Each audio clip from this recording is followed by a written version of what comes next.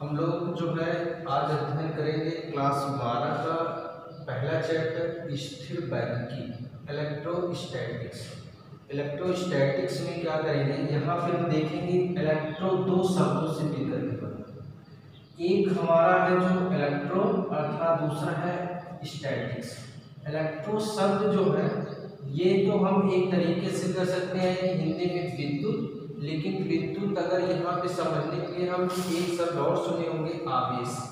तो आवेश अर्थात ये हम मान करके इसको चलेंगे कि ये क्या हमारा आवेश है, इसी के बारे में थोड़ा अध्ययन करेंगे। और यहाँ पे स्टैटिक्स जो है, स्टैटिक्स का अर्थ अगर हम देखेंगे तो आवेश स्थिर अर्थात इस चैप्टर या पहले भाग में पहले चैप्टर में या कह सकते हैं कि ये एक प्रकार का हमारा इलेक्ट्रोस्टैटिक्स एक खंड है।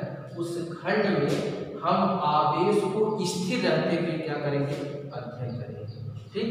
और दूसरा इसी तरीके से हम पूरे चैप्टर की अगर हम पार्ट 1 की बात करें सिलेबस के अर्थात फिजिक्स फर्स्ट पेपर की बात करें तो उसमें खंडों में जो अध्ययन करेंगे उसमें जो है कि अर्थात इसमें से पहला हम क्या किए हैं, आवेश को स्थिर रखते हुए देखेंगे। दूसरा हम क्या करते हैं कि इससे आवेश में अर्थात वो क्या करता है, गतिमान हो जाता है। और तीसरा क्या हो जाता है, त्वरित हो जाता है। यही 3 पार्ट में ही हमारा फर्स्ट पेपर पूरा खत्म हो जाता है। तो दूसरे पार्ट में क्या होने जा रहा है, क्या कहेंगे उसको बोलेंगे इलेक्ट्रोडायनेमिक्स।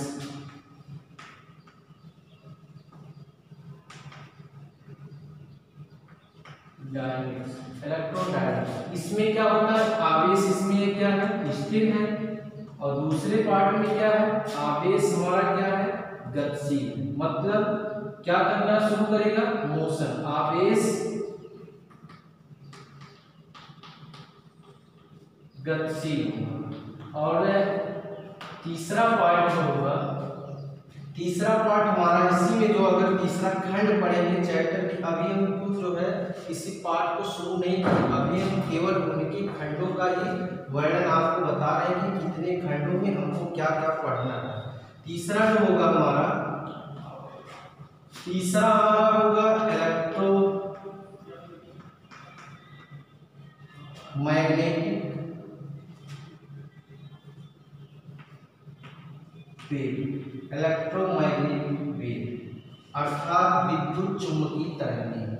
विद्युत चुम्बकीय तरंगें में क्या होता है, यही आवेश आकर के क्या हो जाएगा, यही आवेश त्वरित हो जाता है।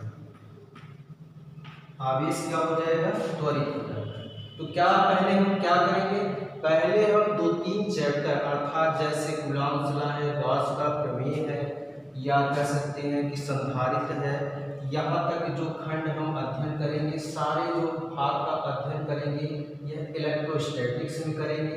और दूसरे खंड में जो है अर्थात हम इसमें जो है विद्युत अर्थात जहाँ पर विद्युत उत्पन्न होना शुरू हुआ अर्थात ओम्स लॉ हुआ, या कह सकते हैं कि जो विद्युत चुंबक के जो गुण है, लॉरेंत्ज लॉ हुआ, फैराडे लॉ हुआ, ये सारे जो अध्ययन हम करेंगे, मतलब ये कह सकते हैं कि सबसे तीनों में से सबसे बड़ा पार्ट ये दूसरा वाला है। इसमें एक इसका अध्ययन करेंगे अर्थात Lorentz law, Ohm's law, Faraday law, ऐसे जो घटनाएं चुंबकीय संबंधित होंगी इस भागों में हम क्या करेंगे, इलेक्ट्रोडायनेमिक्स में अध्ययन करेंगे। ये हमको मिलेगा लगभग 3-4 चैप्टर के बाद। और इसके बाद लास्ट जो भाग हमको मिलता है फर्स्ट पेपर का, इलेक्ट्रोमैग्नेटिक वेव मिलता है। इसमें क्या होता है, इलेक्ट्रोमैग्नेटिक वेव जो है मैक्सवेल अर्थात मैक्सवेल के नियम का क्या करते हैं, इसमें क्या करते हैं कि ये इलेक्ट्रोमैग्नेटिक वेव में जो आवेश क्या हो जाता है, त्वरित हो जाता है। और जब त्वरित होता है अर्थात मैक्सवेल ने इसी गुण को क्या कहा, अर्थात आवेश त्वरित होने पर एक अन्य करंट जो है विस्थापन धारा अर्थात उत्पन्न होती है, इन सब का अध्ययन हम लास्ट चैप्टर करेंगे। क्योंकि पार्ट 1 का सबसे अंतिम भाग केवल एक चैप्टर का ये बहुत छोटा सा भाग है, बाकी सबसे बड़ा भाग जो हमको मिलता है वो क्या मिलता है, इलेक्ट्रोडायनेमिक्स। तो ये सारी जो 2 घटनाएं हैं, इसको 2 जो यहाँ पे पॉइंट मिलते हैं, ये 2 पॉइंट क्या करेंगे, 2 पॉइंट का अध्ययन हम जो है अगले भाग में करेंगे। हम शुरू करते हैं इलेक्ट्रोस्टैटिक्स पर। इलेक्ट्रोस्टैटिक्स में अभी हम आप लोगों को बताएं कि यहाँ पर इलेक्ट्रोस्टैटिक्स यह क्या है, आवेश क्या होता है, स्थिर होता है। तो आवेश अगर स्थिर है तो ऐसे में जो है सबसे पहले हम समझेंगे कि आवेश होता क्या है, अर्थात स्थिर को मतलब हम समझ गए हैं कि आवेश क्या है, होगा, लेकिन आवेश क्या होता है, वैद्युत आवेश क्या है, इन सारी जो घटनाओं के बारे में हम क्या करेंगे, अध्ययन करेंगे, देखेंगे क्या है आवेश।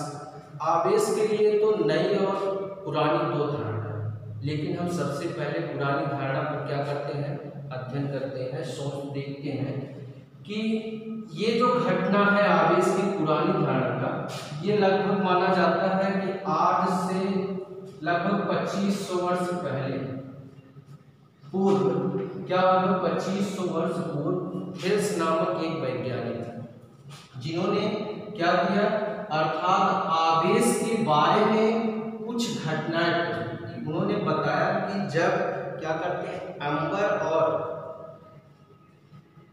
और ऊन को क्या करते हैं, एक साथ रगड़ा जाता है। अंबर मतलब एक तरीके का क्या होता है, गोंद होता है, पेड़ों से निकलने वाला एक तरीके का गोंद होता है, अर्थात उसको जब एक दूसरे से रगड़ा जाता है तो वह क्या करता है, छोटे छोटे तिनके को, अर्थात जैसे कागज के छोटे टुकड़े को, या कह सकते हैं कि भूसा अर्थात जो छोटा टुकड़ा होता है, ये सारे छोटे पार्ट को वह क्या कर देता है, अपनी ओर आकर्षित कर देता है। तो थेल्स के अनुसार ये तो 2500 वर्ष पूर्व पहले की बात थी, लेकिन इस पर कोई विचार नहीं हुआ, लगभग 2000 वर्ष बीत गए। 2000 वर्ष बाद जो है, 2000 वर्ष बाद अर्थात सन 1600 ईस्वी में गिलबर्ट नाम के, इंग्लैंड के रहने वाले गिलबर्ट नाम के एक वैज्ञानिक,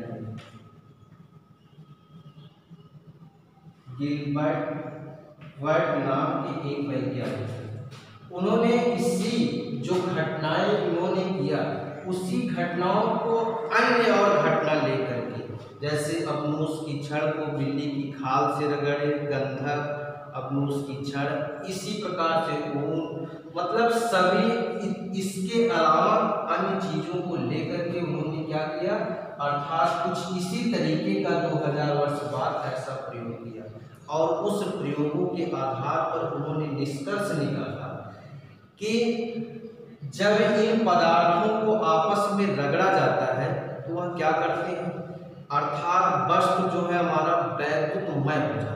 जब इन पदार्थों को आपस में क्या किया गया, किसको, अपनूस की छड़ को, इसके बिल्ली की खाल से, दूसरा जो है ऊन को, गंधक से, गंधक हुआ, और ऊन को किससे रगड़ा गया, एम्बर नामक पदार्थ से।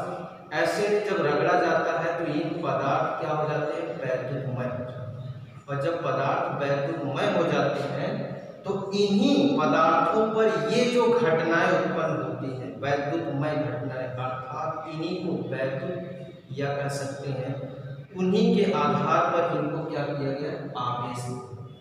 तो क्या कर सकते हैं, बाद में इन्हीं सब डिफिनीशन के बाद आधुनिक थोड़ी सी अलग परिभाषा आवेश की आगे बनी, अर्थात किसी पदार्थ का ऐसा गुण जिसमें क्या होता है कि विद्युत तथा चुंबकीय दोनों गुण, अर्थात दोनों गुण पाए जाते हैं, विद्युत तथा चुंबकीय, वह अगर विद्युत और चुंबकीय क्षेत्र में पदार्थ को रख देते हैं तो आकर्षण प्रत्यय जो है, आकर्षण का गुण क्या, स्वरूप मिलना शुरू हो जाता है।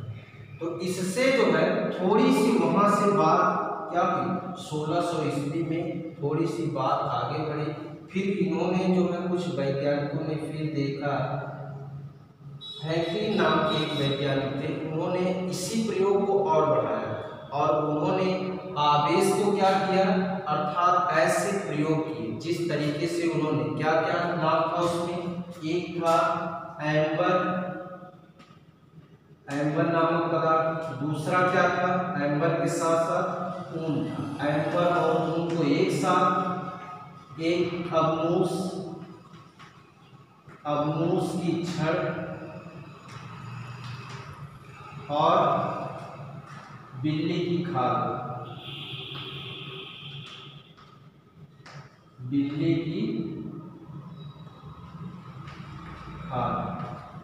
की खाल को क्या किया गया, अवमूस की छड़ और बिल्ली की खाल को एक साथ रगड़ा गया और रगड़ने के बाद यह क्या हुआ, स्वतंत्रता पूर्वक लटका दिया गया। तो लटकाने के बाद देखा गया कि एम्बर और ऊन जब रगड़ने के बाद क्या हुए कि एक दूसरे को क्या कर रहे थे, अर्थात दूर हटा रहे थे। तो ये क्रिया बोला गया क्या, प्रतिकर्षित कर रहे थे। और इसी तरीके से अवमूस की छड़ और बिल्ली की खाल में भी देखा गया कि जब एक साथ दोनों को स्वतंत्रता पूर्वक रगड़ने के बाद लटकाया गया तो वो क्या कर रहे थे, एक दूसरे को प्रतिकर्षित कर रहे थे। अब इन्हीं को अर्थात चेंज करके अब एम्बर को अवमूस के साथ लटका दिया गया स्वतंत्रता पूर्वक रगड़ने के बाद इन दोनों को अब एक साथ एम्बर को लाया गया और अवमूस की छड़ को। इसी तरीके से इन दोनों को लाया गया, ऊन और बिल्ली की खाल। देखा गया कि इसमें क्या हुआ कि ये एक दूसरे से क्या कर रहे थे, प्रतिकर्षित, अर्थात प्रतिकर्षण के अलावा ये क्या कर रहे थे, जब दोनों विपरीत हो गए तो ये क्या हो गए, अर्थात जो है आकर्षित होने लगे, अर्थात एम्बर की छाल अवमूस की छड़ क्या होने लगे, आकर्षित होने लगे। तो इस प्रकार आवेश के दो भाग आ गए। पहला भाग क्या आ गया, प्रतिकर्षण, और दूसरा क्या हो गया, प्रतिकर्षण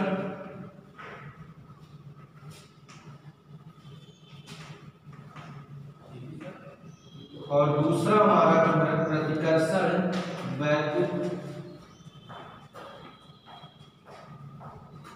आवेश। ये पुरानी अवधारणा के अनुसार किया।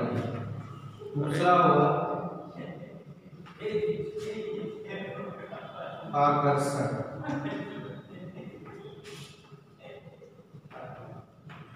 समापन कर देगा।